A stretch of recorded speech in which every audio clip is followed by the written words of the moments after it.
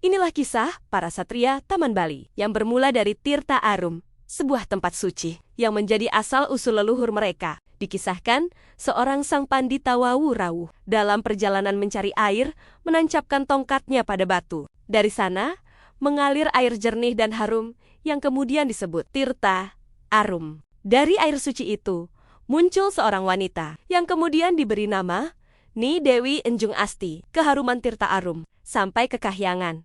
Sang Hyang Wisnu pun turun menuju tempat suci itu. Di sana, beliau bertemu dengan Ni Dewi Anjung Asti dan terjadi sebuah pertemuan sakral atas kehendak para dewa. Dari peristiwa itulah lahir garis keturunan suci yang kelak menjadi leluhur satria Taman Bali.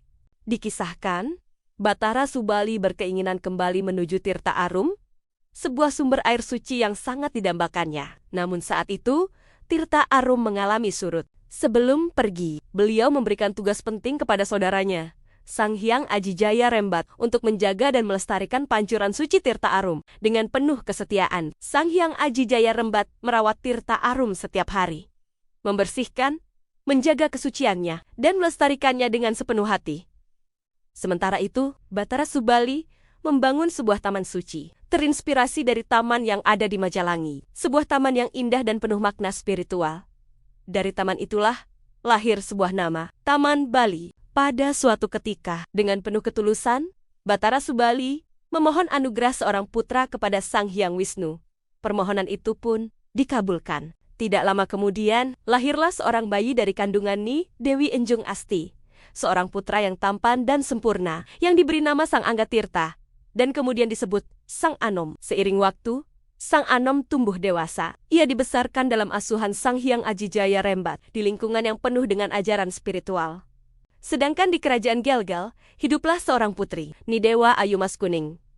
Putri ini dikisahkan mengalami sakit yang tidak dapat disembuhkan. Hingga akhirnya, ia dibawa menuju Taman Bali, sebuah tempat yang telah dikenal sebagai pusat penyembuhan.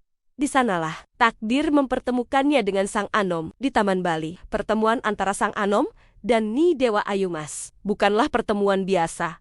Dalam suasana yang sakral, keduanya mulai saling mengenal. Seiring waktu, tumbuhlah rasa kasih di antara mereka. Lambat laun, hubungan itu berkembang, dan hingga akhirnya, sang putri hamil. Kabar tentang Ni Dewa Ayumas akhirnya sampai ke istana Gelgel.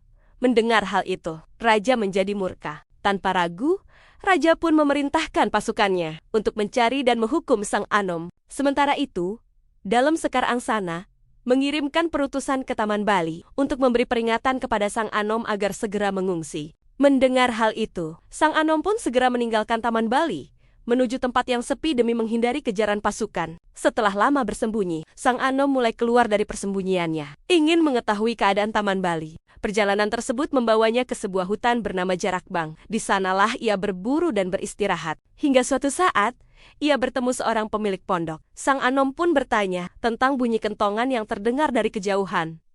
Namun jawaban yang diterimanya tidak serius, membuatnya murka. Dalam kemarahannya, ia mengucapkan kutukan bahwa hutan itu kelak akan menjadi sebuah wilayah hunian yang kemudian dikenal sebagai Bangli. Kutukan itu didengar langsung oleh pemilik pondok. Yang tidak terima atas kemarahan Sang Anom, ia pun berangkat menuju Gelgel, melaporkan keberadaan seorang pemuda misterius yang memiliki kekuatan besar. Mendengar laporan itu, Raja Gelgel segera memerintahkan pasukan untuk menyelidiki. Mereka menuju hutan Jarakbang dan menangkap Sang Anom. Di hadapan Raja Gelgel, Sang Anom menunggu keputusan atas nasibnya.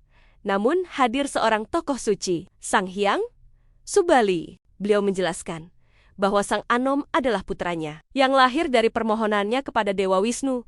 Mendengar penjelasan itu, kemarahan raja pun mereda. Sang Anom dibebaskan, dan hubungannya dengan Ni Dewa Ayumas akhirnya direstui. Sang Anom kembali ke Taman Bali sebagai penguasa daerah. Dari sinilah kekuasaan di Taman Bali mulai terbentuk dan menjadi awal berdirinya Kerajaan Taman Bali. Namun pada suatu waktu, Sang Anom berpamitan kepada istrinya untuk melaksanakan yoga semadi. Ia berpesan jika kelak anak mereka lahir laki-laki, maka diberi nama Idewa Garbajata. Ia juga meninggalkan keris pusaka, Ki Lobar. Setelah menyampaikan pesan itu, Sang Anom pergi menuju tempat pertapaan dan meninggalkan kehidupan dunia. Waktu berlalu, Ni Dewa Ayumas melahirkan seorang putra berwajah tampan yang diberi nama I Dewa Garbajata. Seiring bertambah usia, I Dewa Garbajata mulai bertanya tentang keberadaan ayahnya. Ibunya pun menjelaskan bahwa ayahnya berada di hutan Dawa, menjalankan tapas semadi. Tanpa ragu, I Dewa Garbajata berangkat menuju hutan Dawa untuk mencari ayahnya. Di tengah hutan, ia menemukan ayahnya sedang dalam semadi. Pertemuan itu penuh haru. Ayah dan anak akhirnya bertemu. Sang Anom berpesan agar putranya kembali ke Taman Bali, menjadi raja, serta menjaga warisan leluhur, terutama Tirta Arum dan keris pusaka. Seiring waktu, I Dewa Garbajata tumbuh dewasa, menjadi sosok yang bijaksana dan dicintai oleh rakyatnya.